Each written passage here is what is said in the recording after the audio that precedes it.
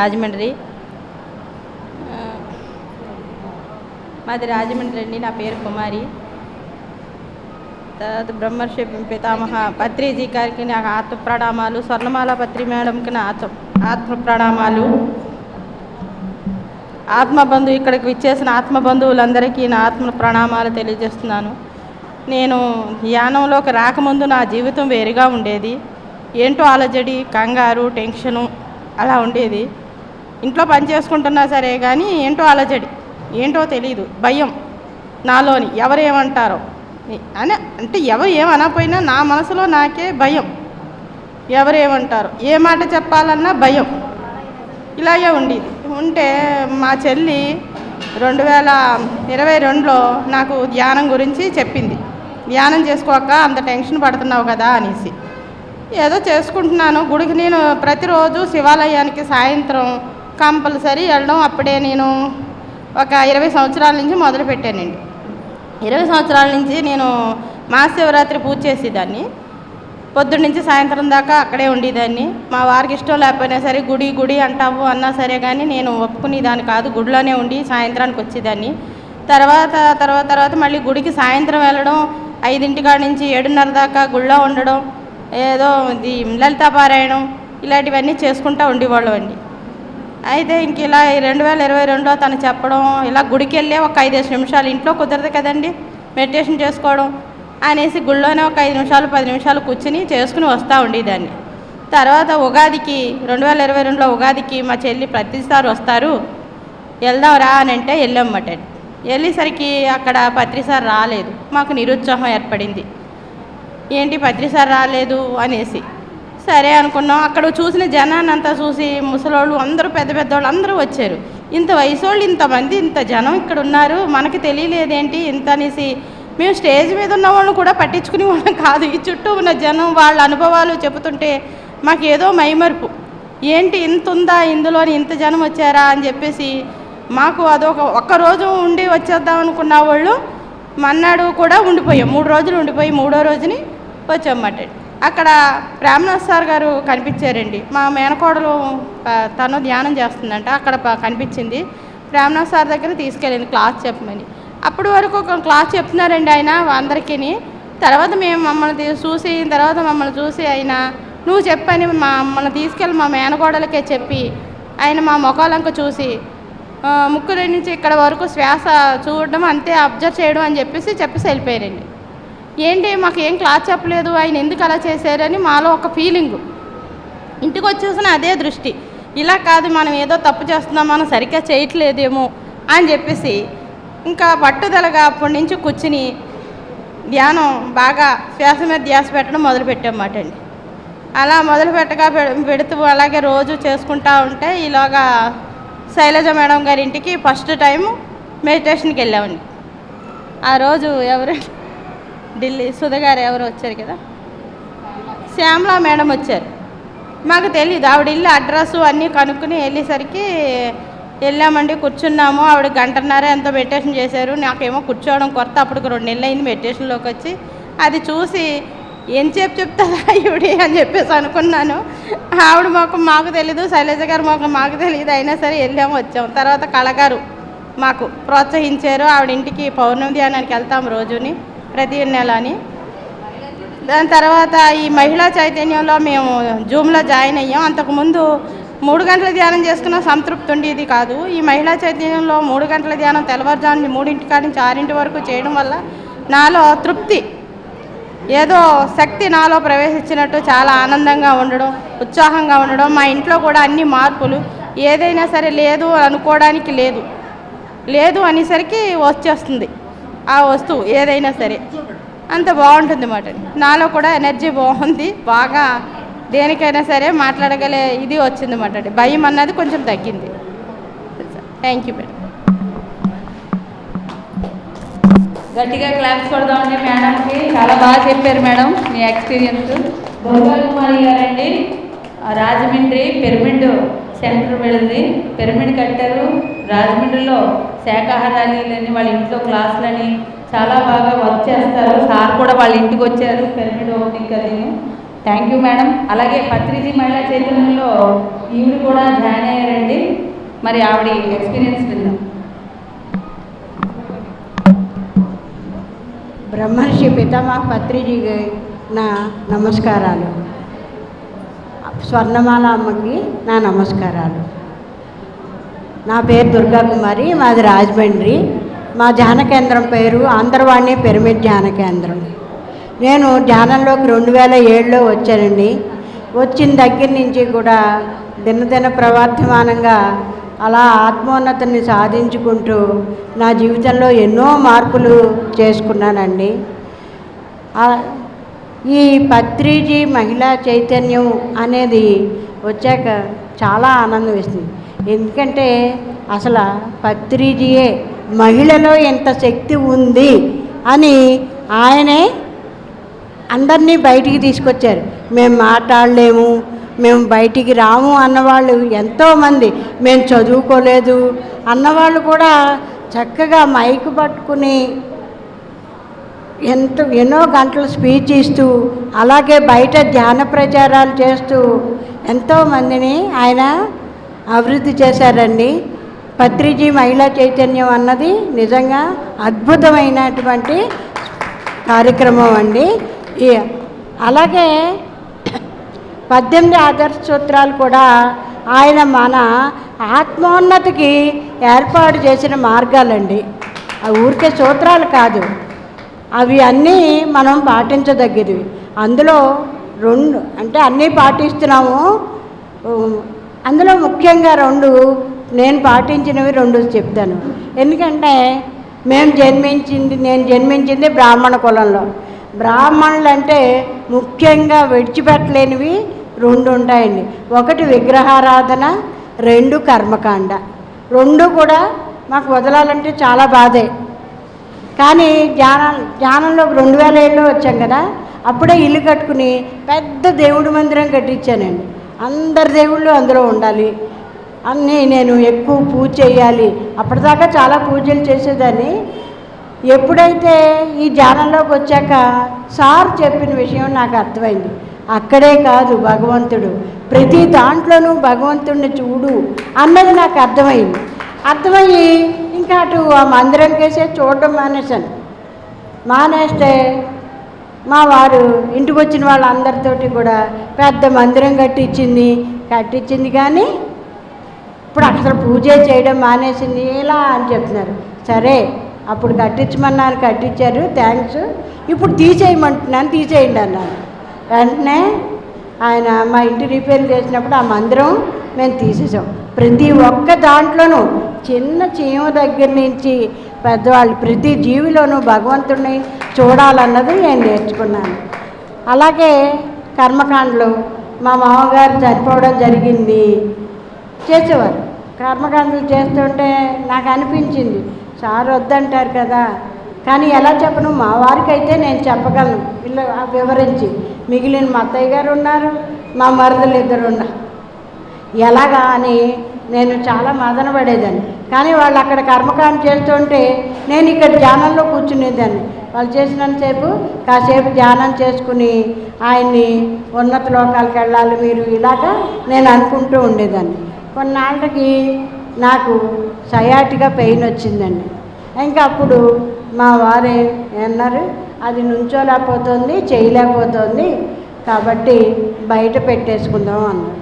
అంతే, అప్పటి నుంచి మా ఇంట్లో ఇంకా కర్మకాండాన్ని నేను అందులో పాల్గొవాల్సిన అవసరం రాలేదండి. ఇవి నేను నా జీవితంలో ఆలోచించింది. చాలా ఆ ధ్యానంలోకి వచ్చాక ఎన్నో అనుభవాలు, ఎంతో అభివృద్ధిని సాధించానండి. Thank you. ఒకసారి తప్పట్లు కొడదామండి.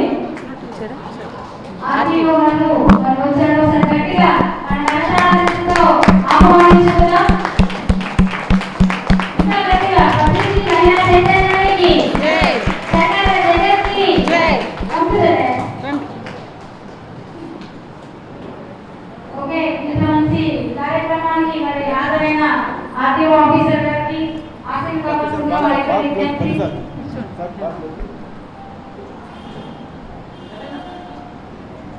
మీ అమూల్యమైన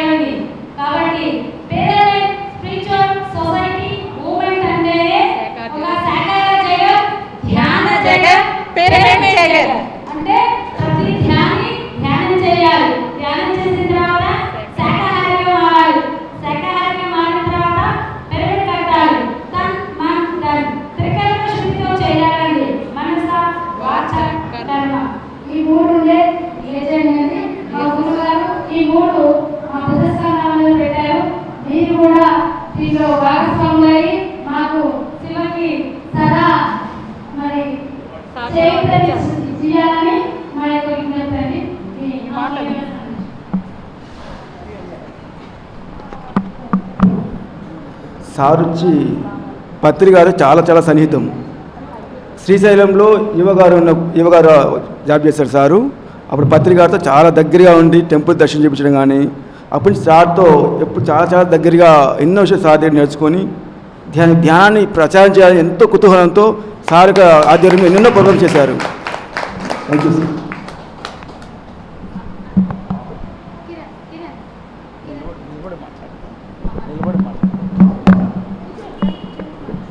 కన్వీనియంట్ అనిపిస్తుందమ్మా. అందరికీ నమస్కారం. వాయిస్ వచ్చేవా? వాయిస్ తగ్గించేసి ఓన్లీ మోనో ఒక్కటి పెట్టు చాలు. అమ్మ బాగా వినిపిస్తుంది కదా? అందరికీ నమస్కారం. నేను ఈ కార్యక్రమం ప్రారంభానికి నాకు ముందు తెలియజేశారు. సో ఈ పత్రిజీ మహిళా చైతన్యం అనే కార్యక్రమం అంటే చాలా సంతోషం వేసింది. మరి మీ చైతన్యం ముందు ఇంకేం మాట్లాడాలో నాకు అర్థం కావడం లేదు. మీ చైతన్యం చూస్తుంటే నిజంగా నేను ఊరికే మిమ్మల్ని పొగడ్డానికి కాదమ్మా, నిజమైనటువంటి మార్గాన్ని ఎంచుకొని నిజమైన పద్ధతుల ద్వారా ఎక్కడో నిస్తేజంగా మహిళ అంటేనే నిస్తేజమని లేకపోతే రకరకాలైన పేర్లతో మనం మహిళను నిరోధిస్తూ లేకపోతే కట్టడి చేస్తూ వస్తున్నటువంటి తరుణంలో ధ్యానం ద్వారా శక్తివంతులై గురువు పత్రిజీ గారి యొక్క పిలుపుని అందుకొని, పత్రిజీ గారు చాలా విజనరీ. ఆయనకు కొన్ని సందర్భాల్లో ఆయన తీసుకునే నిర్ణయాలు చాలా గొప్పగా ఉంటాయి. ఆయన బహుశా ఆంధ్రదేశంలో ఉద్భవించడం మన యొక్క అదృష్టంగా నేను భావిస్తాను. ఎందుకంటే ధ్యానాన్ని చాలా సరళతరంగా, అతి కష్టమైనది అనుకున్న దాన్ని చాలా సులువుగా, కషాయాన్ని తాగే బదులుగా ఒక హోమియోపతి మాత్ర వేసుకున్నట్టుగా, ఒక పిల్ నోట్లో వేసుకున్నంత సరళంగా ధ్యానాన్ని అందించి ఆ ధ్యానానికి ప్రాచుర్యాన్ని కల్పించి గ్రామానికి ధ్యానాన్ని తీసుకుని వెళ్ళి ఏదైతే భారతీయ సనాతనమైనటువంటి సాంప్రదాయంలో ఏ మూలం పైన అయితే సాంప్రదాయం నిర్మించబడిందో ఆ మూలానికి ఇంతమందిని లక్షల కోట్ల మందిని అక్కడికి తీసుకెళ్ళగలగడం సామాన్యమైన పని కాదు. ఒక్క కారణ జన్ములకే సాధ్యమవుతుంది ఇది. మరి అటువంటి ఆ కారణ జన్ముల్ని తలుచుకుంటూ నాకు కూడా ఆయనతోటి 1-2 సందర్భాల్లో చాలా కాలంగా పరిచయం. అనంతపురం నాది. ఇంకా అనంతపురంలో పిరమిడ్స్ కన్స్ట్రక్షన్ అప్పటి నుంచి కూడా, అగస్త్య పిరమిడ్ నుంచి నాకు ఊహ తెలిసినప్పటి నుంచి చాలామంది మిత్రులు ఉన్నారు. మరి అలాగా అప్పటి నుంచి కూడా పత్రిజీ గారితో పరిచయం ఉన్నా ఎక్కువ దగ్గరకు వెళ్ళలేదు. శ్రీశైలంలో ఒక అద్భుతం జరిగింది. వెళ్ళిన కొత్తలో పత్రిజీ గారు వస్తున్నారు, దర్శనానికి వస్తారని సిద్ధ రాఘవరావు గారు అనుకుంటాను, సిద్ధ నాగేశ్వరరావు గారు, రాఘవరావు వాళ్ళ బ్రదర్ సిద్ధ నాగేశ్వరరావు గారు, వాళ్ళ సతీమణి అందరూ వచ్చి చెప్తే చాలా సంతోషం వేసింది. ఎందుకంటే శివుడు అంటేనే ధ్యానం. శివుడిని ఎప్పుడు చూసినా మనం ఎలా ఉంటారు? శివుడు ధ్యాన స్థితిలో ఉంటారు. కాబట్టి శివుడే ధ్యానం. సో అలాంటి ఒక జ్యోతిర్లింగ క్షేత్రానికి పత్రిజీ గారు రావడం, పత్రిజీ గారు నాకు చాలా చాలా ఆత్మీయంగా అనిపించేటువంటి వ్యక్తి కాబట్టి నేను చాలా సంతోషంగా ఆయన తీసుకొని వచ్చాను. అదృష్టం కొద్దీ అమ్మగారు కూడా వచ్చారు ఆ రోజు. వాళ్ళిద్దరు వస్తుంటే నాకు అగస్త్యుడు, లోపాముద్ర ఋషులు ఇద్దరు సతీ సమేతంగా వచ్చినట్టుగా అనిపించింది. శ్రీశైల చరిత్రలో మొట్టమొదటిసారి వచ్చినటువంటి వ్యక్తి అగస్త్యుడు ఉత్తర భారతదేశం నుంచి తను యాత్ర చేసుకుంటూ ఆయన్ను పంపిస్తారు దక్షిణానికి. మేరు పర్వతం యొక్క అహంకారాన్ని అణచివేసింది. అలాగా సౌత్ ఇండియాకి వచ్చి ఇక్కడే ఉండిపోతాడు. దక్షిణ భారతదేశంలోనే ఆయన ఉండిపోతాడు, మళ్ళీ ఇంకా పోడు. అలాగా లోపాముద్రతో కలిపి శ్రీశైలానికి వచ్చి ఉన్నారు గతంలో ఒకప్పుడు. అప్పుడు అమ్మవారిని లోపాముద్ర గారు అక్కడున్న భ్రమరాంబదేవిని లలితా సహస్రనామాలతో అర్చించారని ఇవన్నీ అది చరిత్ర. అలాగా వాళ్ళిద్దరూ అలా వస్తుంటే అనిపించింది. మరి మా భాగ్యమేమో ఆయనతో పక్కన కూర్చొని ఈశ్వరునికి అభిషేకం చేయడం. కాస్త మేము చెప్పినట్టుగా చేసుకుంటూ అలా సరదాగా వెళ్ళాము.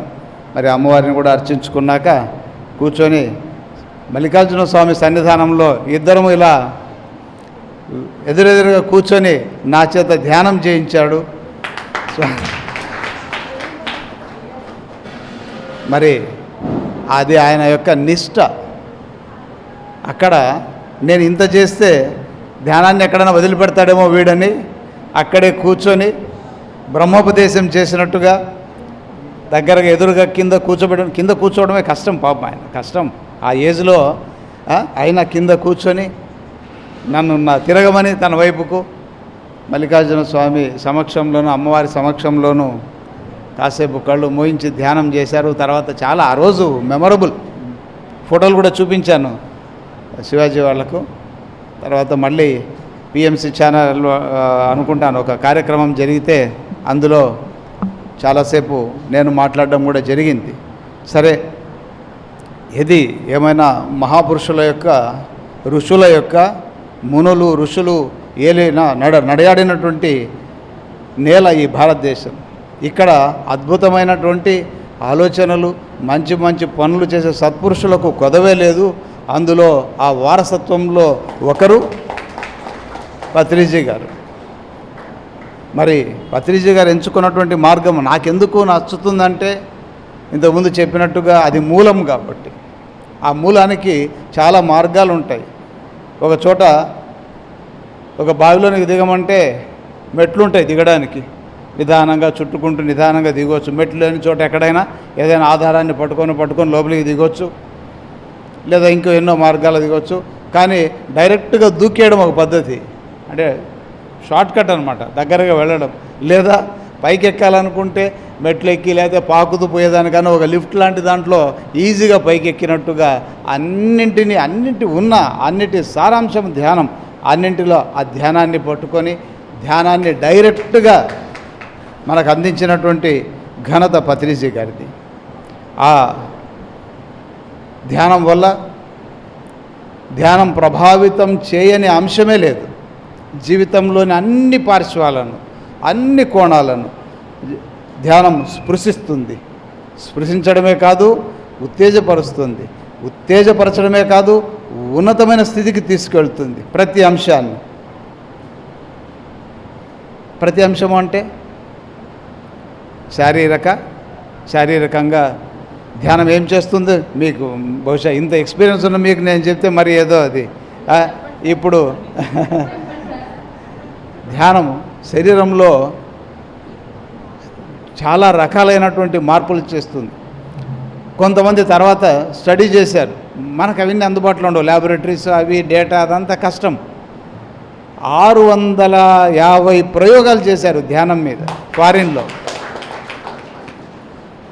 శరీరం మీద ఉన్నటువంటి ఆ ప్రభావాలను చూస్తుంటే ఈనాడు ఏ ఋషులు ఎంత రీసెర్చ్ చేసి దీన్ని తయారు చేశారో ఈ ధ్యానాన్ని అనేది. ధ్యానం ఇంకెక్కడ లేదు, భారతదేశంలోనే పుట్టింది. ఇక్కడ నుంచి చైనా మొదలైనటువంటి దేశాలకు బౌద్ధ మతం ద్వారా, బుద్ధుడి ద్వారా, ఆయన కూడా అంతే. బుద్ధుడి ఆ రూపమే బుద్ధుడేనేమో మళ్ళీ వచ్చాడేమో అనిపిస్తుంటుంది నాకు పత్రిజీని చూసినప్పుడు అంతా. అలాగా అది ఒక అంతటి బహుశా అన్ని ఎక్స్పెరిమెంట్స్లో ఇవేమి చిన్న చిన్న ఎక్స్పెరిమెంట్స్ కాదమ్మా. ఇవి నేను చెప్తున్నటువంటివి ప్రయోగశాలలో చేసినటువంటివి. ప్రయోగశాలలో 650 ఎక్స్పెరిమెంట్స్లో ప్రతి అంశము, అంటే మనిషి యొక్క ఆరోగ్యం ఎలా ఉంది, హార్ట్ ఎలా ఉంది, లంగ్స్ ఎలా ఎఫెక్ట్ అవుతున్నాయి, ఆలోచన ఎలా ప్రభావితం అవుతోంది, ఆహారం ఎలా ప్రభావితం కాబడుతోంది, ఇలాగా స్కిన్ మీద దీని ఎఫెక్ట్ ఏముంది, ఇలా ఎన్నో అంశాలను తర్వాత కాలాల్లో మహేష్ యోగి గారు చాలా విస్తృతంగా దాన్ని గ్రంథస్థం చేశారు. మరి ఇంతటి ప్రభావం మన శరీరం మీద ఉంది. సరే, మనకు శరీరం అంటూ బాగుండాలి కాబట్టి, శరీరం అనేది ఒక వెహికల్, ఒక వాహనం కాబట్టి దాన్ని చక్కగా చూసుకోవాల్సినటువంటి బాధ్యత మనందరి మీద ఉంది. సో ఇది తర్వాత ఇంకొకటి, మనకు ఒక మనసు అనేది ఉంది. మనసు ఎక్కడ ఉంటుంది? మనసు ఎక్కడుంది? మనసు ఎక్కడ ఉంటుంది? స్థానం ఎక్కడన్నా కొద్ది కష్టమే. సరే, ఆ మనసు అనేది అది ఎక్కడ ఉంటుందో తెలియదు, మొత్తానికైతే ఉంది. ఎన్నెన్నో ప్రేరేపిస్తుంది. ఈ శరీరాన్ని కూర్చొనియదు, లేకపోతే కాసేపు ధ్యానం చేసుకొనియదు, లేకపోతే ఇంకేదైనా అదేదో కోరుతుంది, అక్కడికి పరిగెత్తమంటుంది, ఇక్కడికి వెళ్ళమంటుంది, ఆ పని చేయమంటుంది. అది కాదన్నా వినదు, ఎంత బుజ్జగించినా అది మాట వినే రకమే కాదు. పిల్లలు యంగ్స్టర్స్ని కూర్చోబెట్టగలుగుతామా ధ్యానంలో?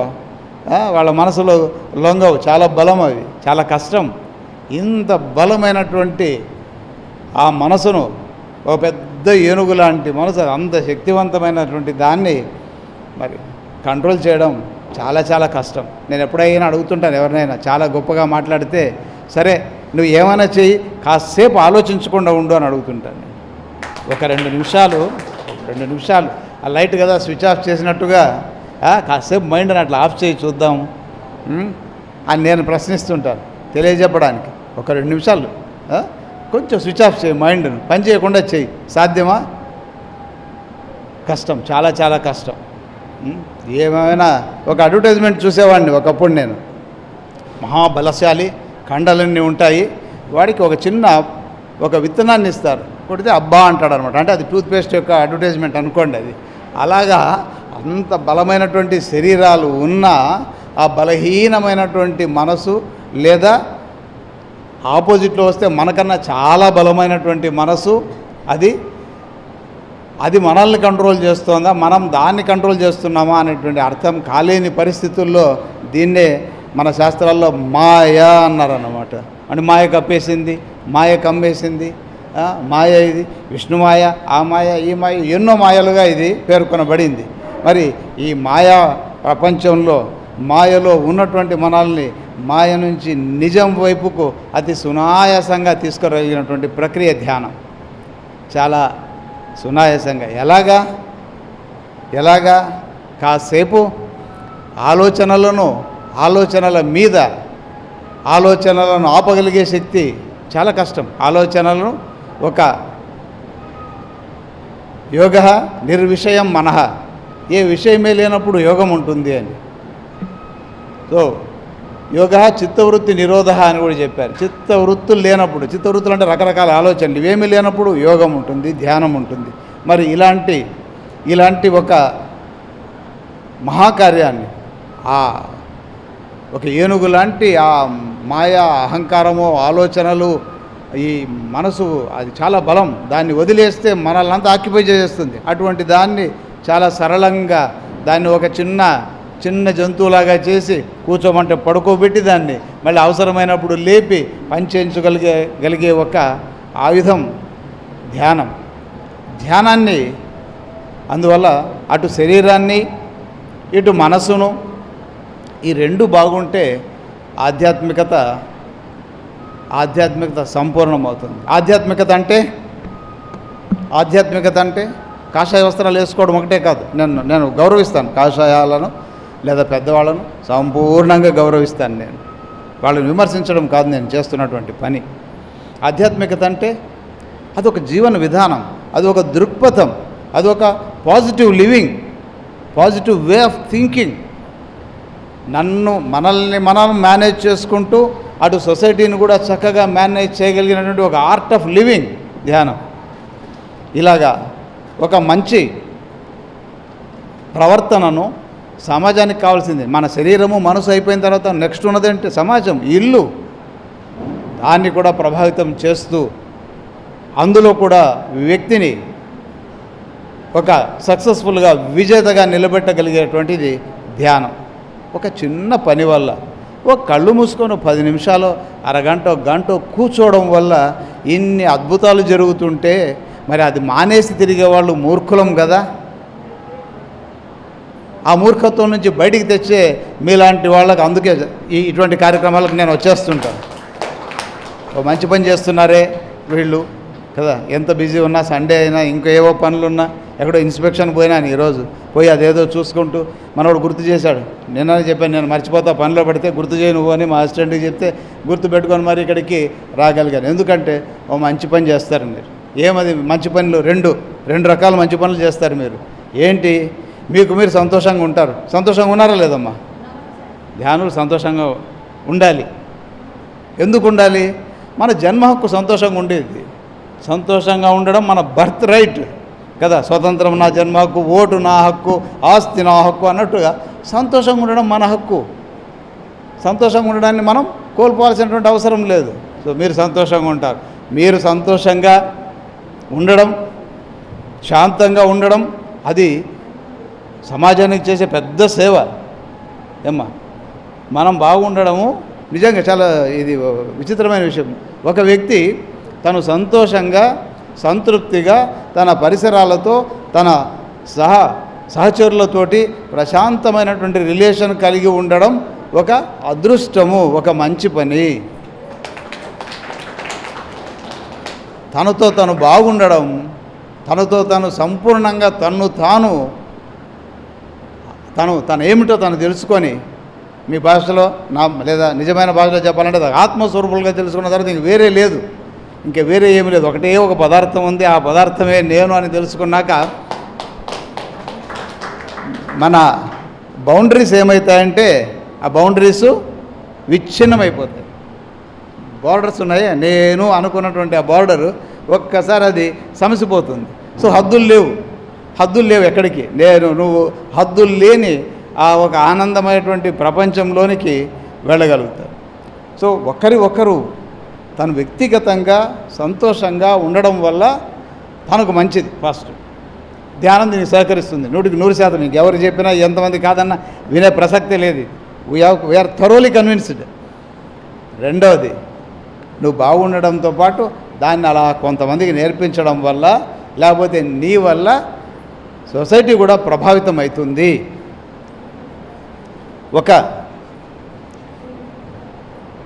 ఒక చిన్న అంటే సైంటిఫిక్గా మాట్లాడాలి నేను. ఎందుకంటే మా సైన్స్ చదువుకుని వచ్చేటువంటి యంగ్స్టర్స్ను నేను కన్విన్స్ చేయాలి కదమ్మా.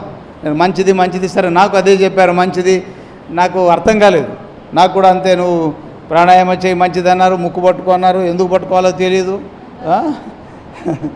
ఎవరి ముక్కు నాదో వాళ్ళదో తెలియదు. సరే మాదే అనుకున్నాం, ముక్కు పట్టుకొని కూర్చున్నాను, ఏం చేయాలో తెలియదు, ఎందుకు చేస్తున్నానో తెలియదు. ఉపనయనం అని చేశారు, సరే దాని దాని అర్థం ఏమని అడిగితే చెప్పేవాళ్ళు లేరు. ఎందుకు తెలియదు, వాళ్ళకి చెప్పలేని పరిస్థితి ఏదో ఉంది. సాంప్రదాయం వల్లనో, లేకపోతే భారతదేశంలో పుట్టిన పుణ్యమో అవన్నీ కొన్ని వస్తాయి మనకు. కొన్ని ఇంట్లో బొట్టు పెట్టుకోమంటే బొట్టు పెట్టుకుంటాం, లేకపోతే అవి చేసుకుంటాం. దాని వెనకాల ఏదో కొన్ని సాంప్రదాయాలు ఉంటాయి, సైన్స్ ఉంటుంది. అర్థమైందా? ప్రతి దాని వెనకాల ఏం చేసినా మన వాళ్ళు చేస్తే కట్టు బొట్టు లేకపోతే ఆచార వ్యవహారాల్లో కొంత సైన్స్ అనేది ఉంటుంది. ఆ సైన్స్ చెప్పకపోతే యంగ్స్టర్స్ మాట వినరు. కాబట్టి సైంటిఫిక్గా మనం ఏదైనా మాట్లాడుతూ ఉండాలి. కొంతమంది మహానుభావులు ఆ పని కూడా చేశారు. అందులో ఇంకొక సైన్స్ ఏమిటంటే, ఒక మహానగరంలో, ఒక పెద్ద నగరం, క్రైమ్స్ అంటే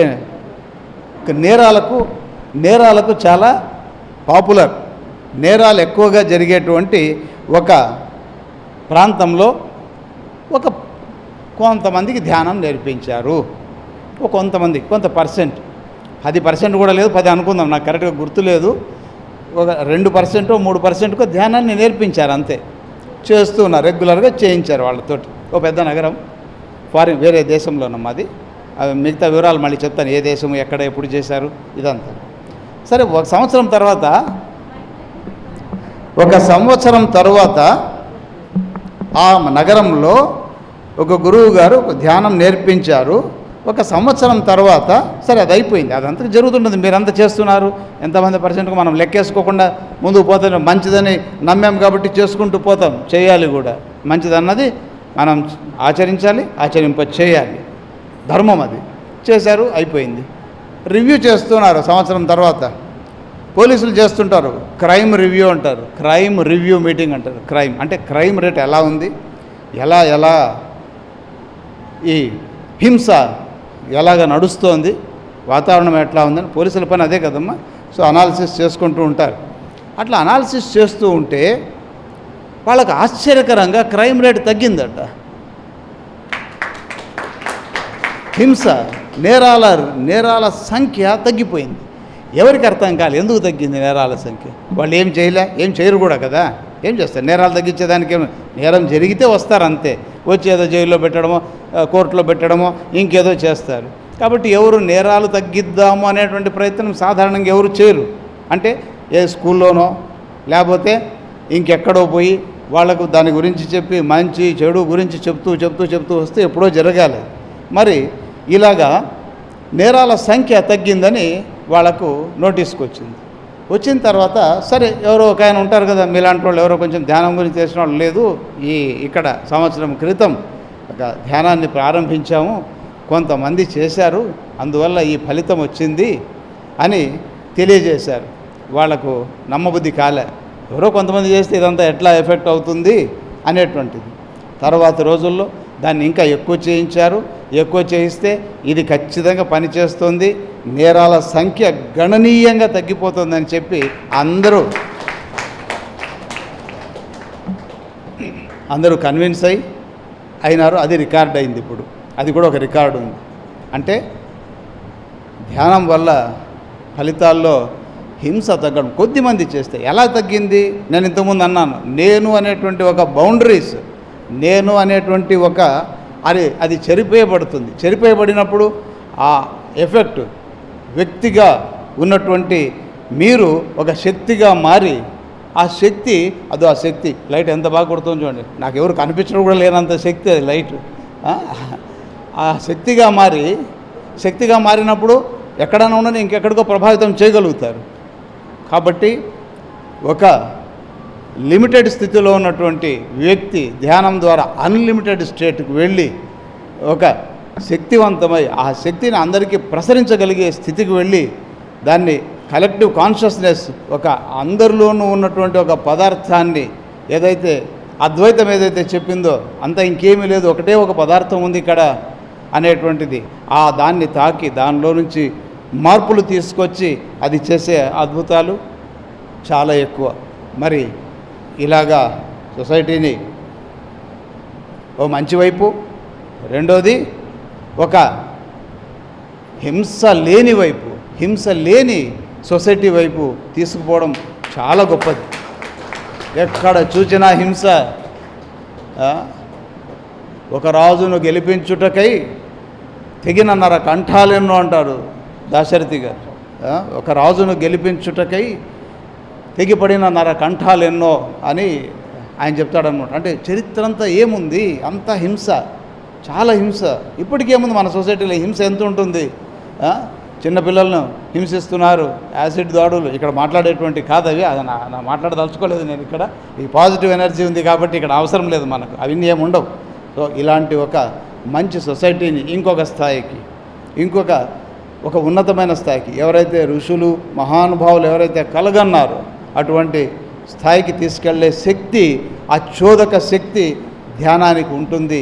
అటువంటి ధ్యానాన్ని ప్రచారం చేస్తూ ఆ ధ్యానాన్ని మీరు అనుభవిస్తూ ఇంకొకరికి మంచిని తెలియజేస్తూ తీసుకెళ్ళడం కన్నా జీవితానికి సార్థకత ఇంకోటి ఏమీ లేదు. మనం బ్రిడ్జిలు కట్టవచ్చు, లేకపోతే బిల్డింగ్లు కట్టవచ్చు, లేకపోతే పార్టీల్లో నిలబడి గెలవచ్చు, ఏమైనా చేసుకోవచ్చు. కానీ నువ్వు సంతోషంగా ఉండడం, నీ చుట్టూ ఆ సంతోషాన్ని, నీ చుట్టూ చిన్న పరిధి చాలు. గొప్పగా చేయలేదు. ఇక్కడ నుంచి అమెరికా అంతా బాగుండాలా అని చేస్తాం, చేతనైతే చేద్దామంట. మనం శక్తిగా మారినప్పుడు అయిపోతుంది, అది కూడా అయిపోతుంది. మీకు అసాధ్యం అంటూ లేదు, అసాధ్యం అంటూ ఏమీ లేదు. ఒక ధ్యానికి సంకల్పాల బలం, మీ సంకల్పాల బలం అంత గొప్పది. మళ్ళీ లైట్కే వస్తాను, ఎందుకంటే లైట్ అంటే నాలెడ్జ్, లైట్ అంటే జ్ఞానం కాబట్టి. ఆ లైట్ ఎలా తయారైంది? ఎవరో ఒకరు ఆలోచన, అవును కదా. లైట్ తయారు ఊరికే కాలే. అప్పుడు దీపాలు పెట్టుకుంటాను, దాన్ని విద్యుత్ శక్తిగా మార్చి మరి ఒక సైంటిస్ట్ దాన్ని కూర్చొని దాన్ని లైట్గా తయారు చేశాడు. అంటే ఆ శక్తి ఈరోజు ప్రపంచమంతా పనిచేస్తుంది. దానికి మూల కారణం ఒక ఆలోచన. వింటారు, ఒప్పుకుంటారు కదా.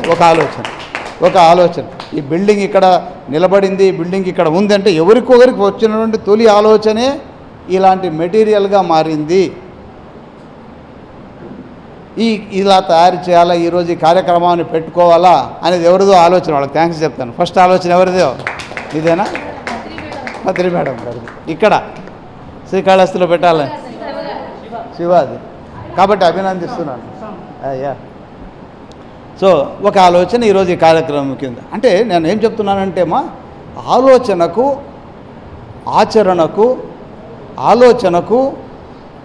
ఆలోచన అంతర్గతం, కార్యం జరిగేది అనేటువంటిది బహిర్గతం. అంటే అంతర్గతమైనటువంటి ఒక ఆలోచన బహిరంగంగా ఒక మెటీరియల్ ఫామ్ తీసుకుంటుంది అనేటువంటి దానికి ఎన్ని ఉదాహరణలైనా, ఎన్నో ఉదాహరణలు మీరు తలచి చూసుకోండి. మీ ఇల్లు మీది, మీ వాతావరణం మీరు క్రియేట్ చేసుకున్నటువంటిది, మీరు ధ్యాన వాతావరణం, మీరు కట్టే పిరమిడ్స్, మీరు చేసేటువంటి ప్రక్రియ, మీరు పంచేటువంటిది, ఈ శాకాహారం మీద మీరు చేస్తున్నటువంటి ప్రయాణం, ఇవన్నీ సదాలోచనలు. దీన్నే సత్సంకల్పాలు అంటారు.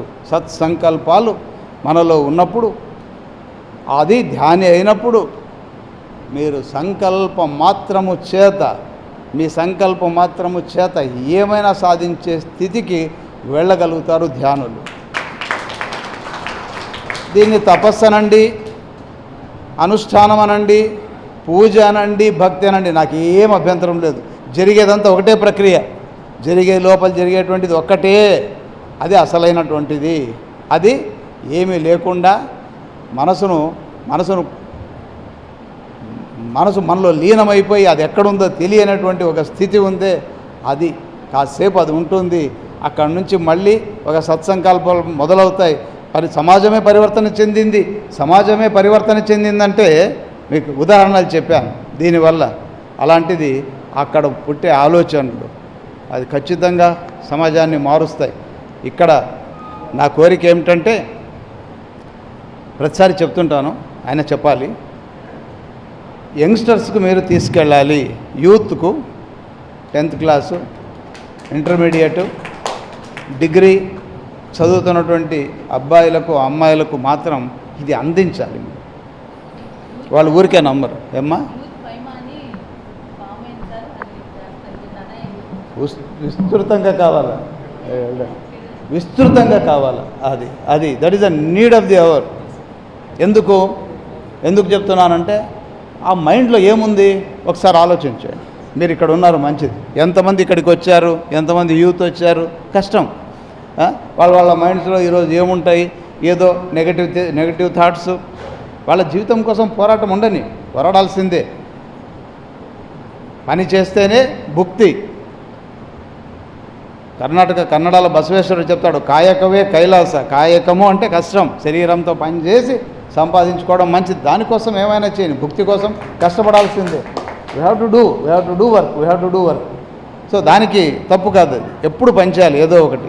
దయచేసి యూత్ను మోటివేట్ చేయండి, పని చేయి, కానీ ధ్యానం చేయి, ధ్యానానికి తీసుకురండి. ఇది వాళ్ళ ఎనర్జీ ఉపయోగపడాలి వాళ్ళది. కాబట్టి వాళ్ళలో ఇప్పుడు ఏముంది, నెగటివ్ మైండ్స్ ఉన్నాయి, వాళ్ళు ఇన్ఫ్లుయెన్స్ అయిపోతున్నారు.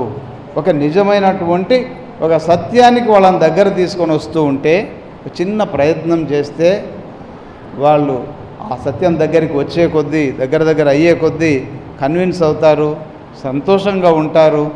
మరి వాళ్ళకి చెప్పే రీతిలో చెప్పినట్టయితే తప్ప వాళ్ళు వినరు. నా దగ్గర దొరికారు కదా అని మనం గంట సేపు కళ్ళు మూసుకొని కూర్చోంటే పరిగెత్తిపోతారు, మళ్ళీ రారు కదా. డ్రాప్అవుట్స్ ఎక్కువ, పరిగెత్తిపోయే వాళ్ళు ఎక్కువ ఉంటారు యూత్. మీకు అందరికీ ధ్యానం క్లాసుల్లో మీరు వెళ్ళి చెప్పినప్పుడు మీకు కూడా అనుభవం అయి ఉంటుంది. వాళ్ళను కాస్త వాళ్ళకి ఎలా చెప్పాలో అలా చెప్పి, చిన్న బిడ్డకి ఎలా తినిపించాలో తల్లి ఎలా వాళ్ళను దగ్గర తీసుకొని తినిపిస్తుందో అలాగా మీరు కూడా కన్విన్స్ చేస్తూ చెప్తూ ముఖ్యంగా వాళ్ళని తీసుకురావాల్సిన అవసరం ఉంది. ఎందుకంటే వాళ్ళకు సమాజం మీద ఒక అనురాగం, నాది అనే బాధ్యత లేకుండా పోతుంది. హింస వైపు అట్రాక్ట్ అవుతున్నారు. మీడియా చుట్టూ ఉన్నటువంటి మీడియా యొక్క ప్రభావంలోంచి కోలుకోలేకుండా పోతున్నారు. అదే కరెక్ట్ అనిపిస్తుంది. అన్నీ అవే, ఎప్పుడు చుట్టూ అదే ఉంటే అదే కరెక్ట్ అనిపిస్తుంది. మరి ఇలాంటి వాటిలోంచి వాళ్ళని సునాయాసంగా బయటికి తీసుకురావాలంటే, సరైన మార్గంలో పెట్టాలంటే ధ్యానం ఒక మంచి మార్గం. ధ్యానంలోనికి ఎక్కువ మంది యువతను తీసుకొస్తే, వాళ్ళు ఏదో ఉద్యమము చేస్తే జరగదమ్మా. ఇది మనం మారిస్తే చాలు.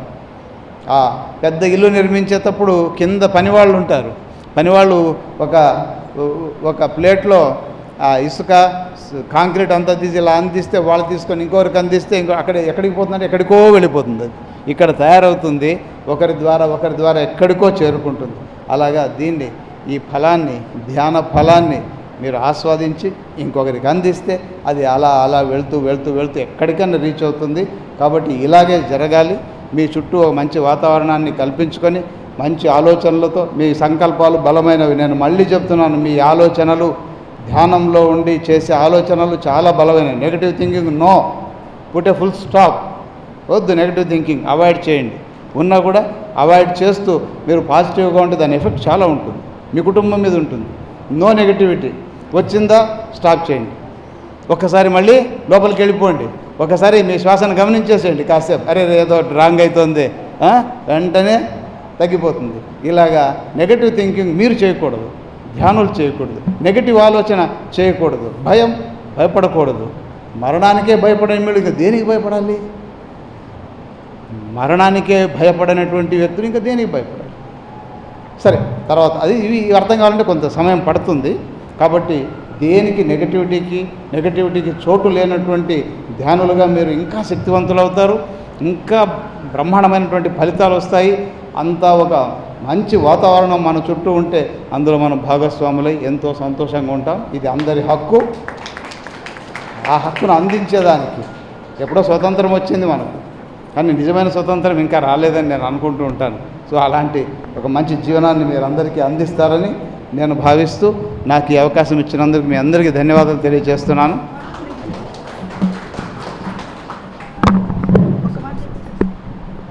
సార్ మీరు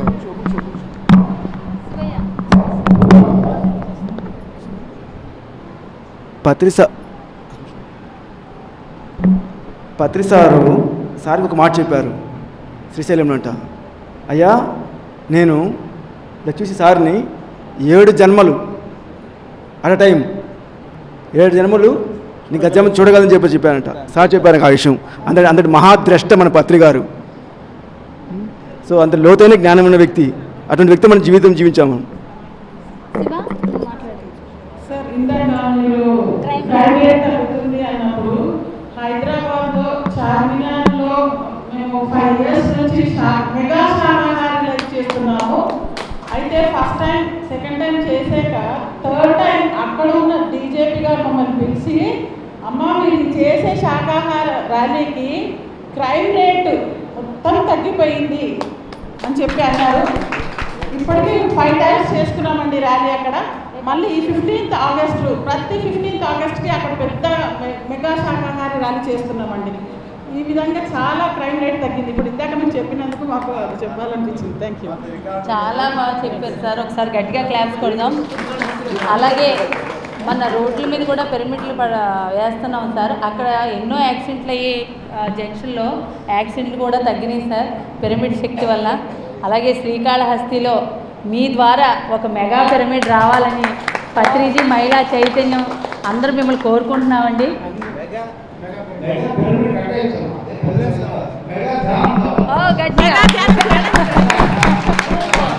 పిరమిడ్లో మెగా ధ్యానం చేస్తాం సార్.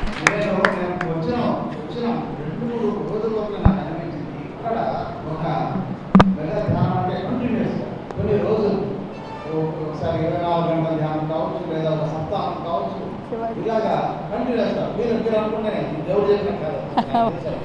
ఓకే, మేము ready sir. Okay okay, thank you sir. ఒకసారి గట్టిగా తప్పట్లు కొడదాం.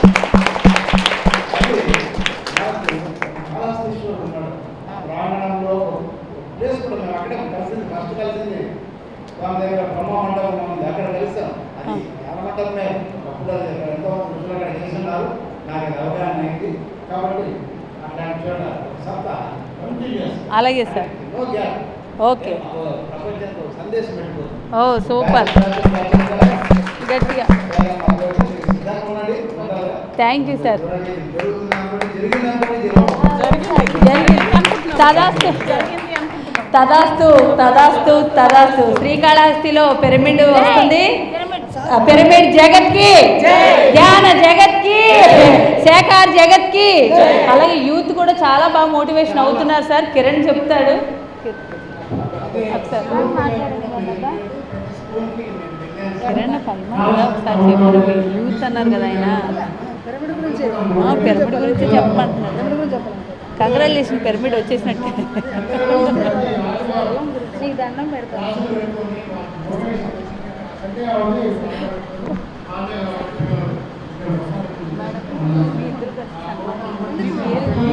పేరు పార్వతి మేడం.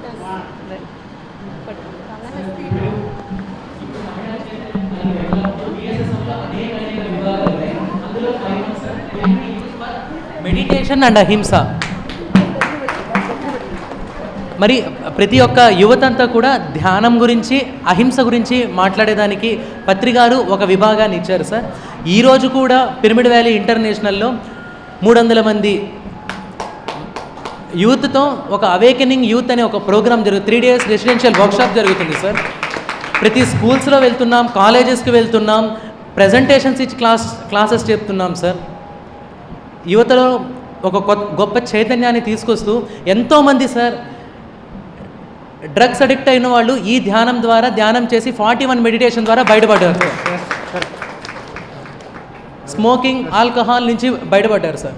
వాళ్ళ ఇంట్లో ఫ్యామిలీతో చాలా టైం స్పెండ్ చేస్తున్నారు సార్. స్టడీస్లో వాళ్ళు చాలా డెవలప్ అవుతున్నారు సార్. నాయుడుపేట కిరణ్ సార్. ఒక్క నిమిషం కూర్చో. ఒక్క నిమిషం కూర్చోండి సార్. నమస్కారం సార్. నా పేరు శివ, మాది ఇక్కడ కొణతనేరి. మీకు పరిచయం లేదు, నేను ఒకసారి వచ్చాను. ఏం లేదు సార్, ఇప్పుడు ఇది రెంట్కి తీసుకున్నాం 2 days. మనకంటూ ఏంది సొంత ప్లేస్ ఏం లేదు సార్. మన కాళహస్తిలో మీరు ధ్యాన కార్యక్రమం చేయమన్నారు, కానీ సొంత ప్లేస్ ఏం. మ్యూజిక్ తొందరగా సన్మానం అక్కడ ఉంది వెనకాల. సరే సార్, ఫాస్ట్ లెటర్ పెట్టు.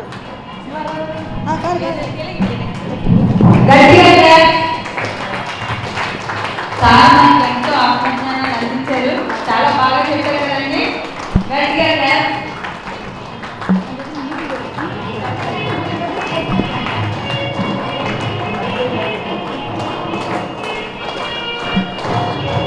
అందరూ లేచి నిలబడి శ్రీకాళహస్తిలో రాబోయే రోజుల్లో యజ్ఞం మెగా పిరమిడ్ రాబోతుంది. అందరూ గట్టిగా, మహిళలందరూ గట్టిగా క్లాస్.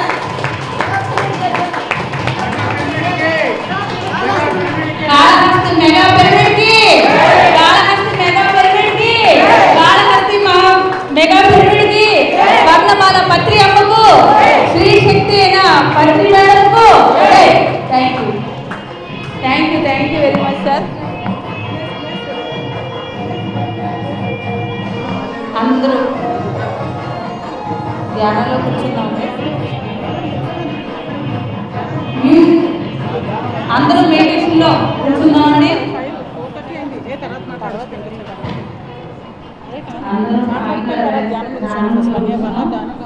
మనకి 1 hour మెడిటేషన్ అండి.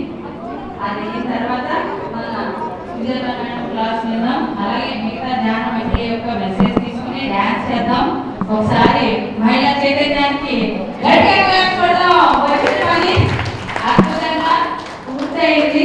బ్రహ్మశ్రీ పత్రిజీ, స్వర్ణమాలమ్మ వాళ్ళ యొక్క ఎనర్జీయే ఈ పత్రిజీ మహిళా చైతన్యం. ఒకసారి మరొకసారి గట్టిగా తప్పట్లు కొట్టుకుని ఆ శివుడు కూడా గట్టిగా తప్పట్లు కొడదాం. శివుడే పత్రిజీ, పత్రిజీ శివుడు. ఓకే, హాయిగా ధ్యానం చేద్దాం.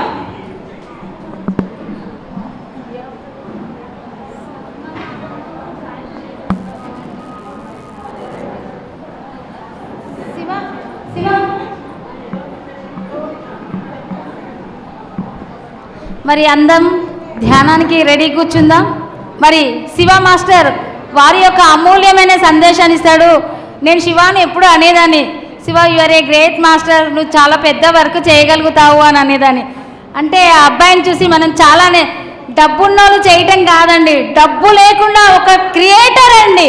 ఆ క్రియేటర్కి గట్టిగా క్లాస్ కొడతామండి. 18 ఆదర్శ సూత్రాలు ఇంత విజయోత్సవంగా జరిపినందుకు శివాకి థ్యాంక్స్ అండి.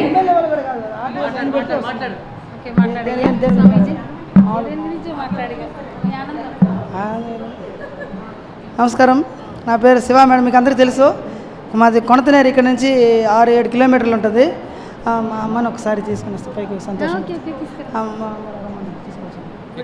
ఆడ ఎదురుగుంది ఒక్క నిమిషం. మా అమ్మ ఎప్పుడు పైకి రాలేదు, మా అమ్మని కూర్చోను చూస్తే సార్ ఆ పై తెలియదు వస్తుంది శివ ఒకసారి గట్టిగా తప్పట్లు అంటే వాళ్ళ మదర్ని కూడా ఒకసారి స్టేజ్కి రావాల్సిందిగా గట్టిగా పట్టబడుతుంది. ఎంత అద్భుతంగా బోధన ఏర్పడు ఈ రోజు ఇంత అద్భుతంగా జరిగిందంటే శివ యొక్క గొప్పతనం. ఆయన మామూలుగా చేయలేదు యజ్ఞం. గట్టిగా క్లాస్ కొడదాం.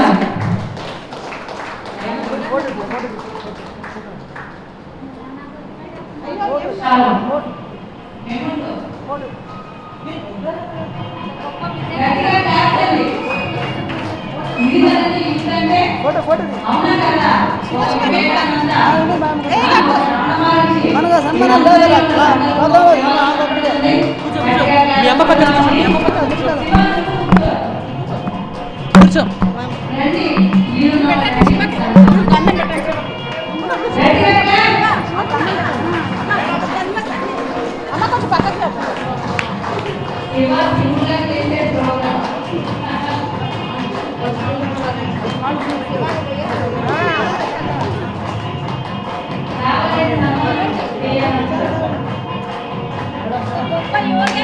గట్టిగా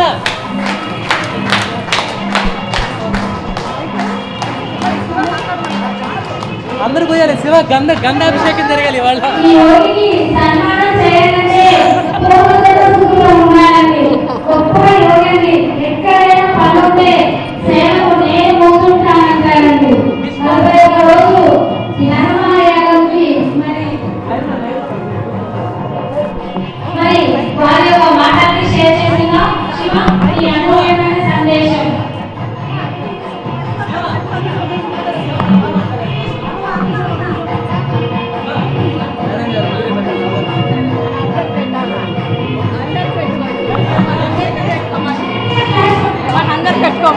అవునా, మనమే పెట్టుకోవాలిగా. మరి ఏం చేస్తాం? శైలజ మేడం పెట్టండి ఫస్ట్. శైలజ మేడం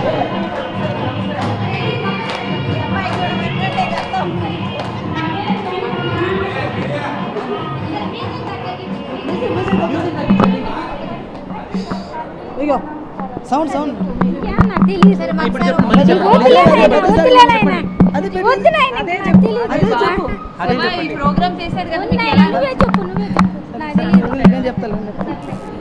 మా అమ్మకి ఎప్పుడు బయట తిరగ పక్క వస్తుందా? హలో ఏరేది వస్తుందా?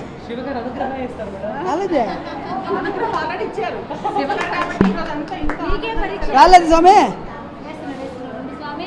చెప్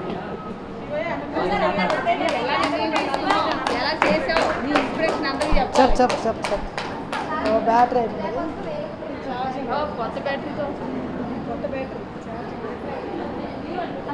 వస్తుంది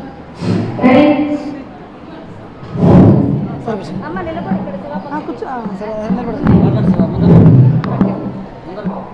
నేను నా పేరు శివ, శ్రీకాళహస్తి. నేను గుడికి పోతూ శ్రీకాళహస్తిలో ధ్యానం సెంటర్ ఉండేది. సుబ్రహ్మణ్యం సారు మాకు ధ్యానం నేర్పించారు. అక్కడ సుబ్రహ్మణ్యం సారు, బాలకృష్ణ సార్ పెట్టిన ఒక సెంటర్ ఉంది. గుడికి పోతూ అన్ని షాపుల్లో అన్ని డబ్బులే. అది మాత్రం ధ్యానం కదా, ఇది కూడా డబ్బులే ఉంటుంది అనుకున్నాను. డబ్బులు లేదు కాబట్టి చాలా రోజులు పాల అంటే అన్ని షాపులు డబ్బులే కదా, అది కూడా డబ్బులే ఉంటుంది అనేసి తర్వాత అట్నే నిలబడుకుంటే సుబ్రహ్మణ్య సారు పిలిచి ధ్యానం నేర్పించారు. అప్పుడు ధ్యానం నేర్చుకున్నాను అనమాట. శ్రీకాళహస్తిలో ధ్యానం నేర్చుకున్నాను. మహాశివరాత్రి రోజు శ్రీకాళహస్తిలో పత్రి సార్కి డైరెక్ట్గా చూశాను ఆయన్ని. శ్రీకాళహస్తిలో ధ్యానం నేర్చుకొని అక్కడ పుస్తకాలు చదవడం వల్ల పత్రిసారి పుస్తకాలు చదవడం వల్ల ఇదే సరైన దారి, సరైన మార్గము అని తెలుసుకొని, సరైన గురువు అని తెలుసుకొని ఇదే మార్గంలో ఉన్నా. వేరే ఆలోచనే లేదు. 2012 ధ్యాన జగత్తు, 2016 పిరమిడ్ జగత్తు, 2020 సాకార జగత్తు. సార్ లక్ష్యమే నా లక్ష్యం అని తెలుసుకున్నా. వేరే దారి ఏం కనిపించదు. 2 దారులు లేవు, ఒకే దారి. మాకు లక్ష్యాలు ఏం లేవు. సార్ లక్ష్యమే నా లక్ష్యం. అట్లా పడుతూ మొత్తం ఎన్ని రాష్ట్రాలు తిరిగినామో దాదాపు మొత్తం ఎక్కువ సమయం దీంట్లోనే గడిపాను నేను. దీనికి అందరికీ కారణం ఏంటంటే ఒక 3.5 సంవత్సరం రోజులు నేను ఇంటికే రాలా. 3.5 సంవత్సరాలు ఇంటికి రాలేదంటే మా అమ్మ ఎంత బాధపడి ఉంటుందో మా అమ్మ ఎంత బాధపడి ఉంటుందో నాకు తెలుసు. సరే ఏం చేస్తాం, అట్లా అయింది. అట్లా ఎప్పుడు పోయినా కూడా బయటకు పోతే ఎంత బాధపడుతుందో అది నాకు తెలుసు. కానీ ఒక మంచి పని అని నేను చేస్తాను. ఆ బాధ అంతా మా అమ్మకు ఉంటుంది. సో ఇంత టైం పెట్టగలుగుతున్నాం అంటే మా అమ్మ ఫోన్ చేయకపోతేనే జరుగుతుంది. ఫోన్ చేసి ఇంటికి వెళ్ళిపోవాలి, ఇంటికాడే ఉంటాయి కదా పనుల. కాబట్టి ఇన్నిటి కారణం వెనకాల ఉన్నది మా అమ్మ అనమాట. మా అమ్మ లేకపోతే నేను ఏం చేసుండలేను, ఈ ప్రోగ్రాం తిరుగుండలేను, ఇంతమంది తెలుసుండలేదు, ఇంత చేసుండలేను అనమాట. సో ఏదో ఒక రోజు మా అమ్మ ఒక స్టేజ్ మీద తీసుకురావాలి అని కోరుకునింది. అది ఈరోజు మీ వల్ల జరిగింది. కృతజ్ఞతలు. మనం కాళహస్తిలో కొత్త సెంటర్ ఒకటి పెట్టుకున్నాం. ఆయన చూడండి, సెంటర్ పెట్టుకొని ధ్యానం నడపండి అని చెప్పాడు. అక్కడ Srikalahastishwara pyramid spiritual care centre ఉంది. అంటే సెంటర్ ఇంకా పెట్టలా, కానీ పత్రి సార్ వచ్చేస్తున్నారు. సెంటర్ తొందరగా స్టార్ట్ చేస్తాం, ధ్యానం చేస్తాం. ధ్యానం సెంటర్ పెట్టి అని చెప్పి చూడు సప్తాహాలు చేస్తాం. 41 days చేస్తాం. ఎనర్జీ పెంచుకొని సార్ దగ్గరికి వచ్చి ప్లేస్ తీసుకొని పెద్ద పిరమిడ్ కడతాం. ఇది ఫైనల్, ఇది లక్ష్యం. చిన్న సెంటర్ నుంచి పెద్ద సెంటర్ దాకా పోవాలి. ఇది థ్యాంక్ యూ. ఇంకా చాలామంది మాట్లాడాలి. నాకు అవకాశం ఇచ్చినందుకు కృతజ్ఞతలు. శివ మనకు ఇక్కడ ఎంపీగా పోటీ చేశాడు, మేడం మనకు ఎమ్మెల్యేగా పోటీ చేశాడు. శివ ఎంపీగా, మేడం ఎమ్మెల్యేగా పోటీ చేశారు.